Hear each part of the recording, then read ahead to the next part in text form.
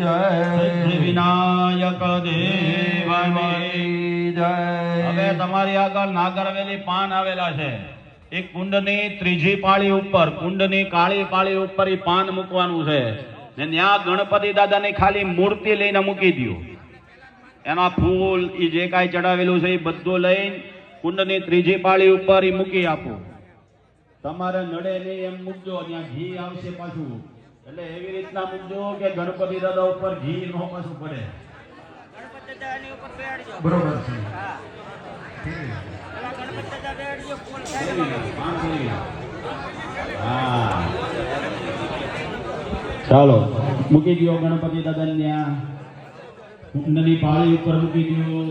એના બધા ફૂલ ત્યાં મૂકી દો। થાળીમાં જે કાંઈ હોય એ બધું ગણપતિ દાદા ઉપર ચડાવી દો। અગરબત્તી ગણપતિ દાદા ઉપર ન પડે, દાદે નહીં, ગણપતિ દાદા માગી રાખજો। ચાલો હવે હાથમાં પાણીની ચમચી રાખો ને આ ગણપતિ દાદાને આપણે નૈવેદ્ય અર્પણ કરેલા છે।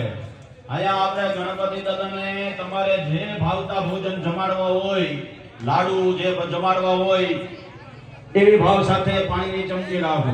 સરદારા ખંડખાદ્યાને દક્ષિણા ઘૃતાનિ ક્ષભોજન નૈવેદ્યં પ્રતિગૃહ્યતા। પાણીની ચમચી થાળીમાં ખાલી કરો। નૈવેદ્યં નિવેદયામિ। હવે ભગવાનને આપણે નૈવેદ્ય જમાડતા હોય ભાવનાથી એક વખત પેલા પાણીના છાંટણા ગણપતિ દાદા ઉપર કરવાના છે। ગણપતિ દાદા ઉપર એક વખત પાણીના છાંટણા કરો। ઓમ ગં ગણપતયે નમઃ।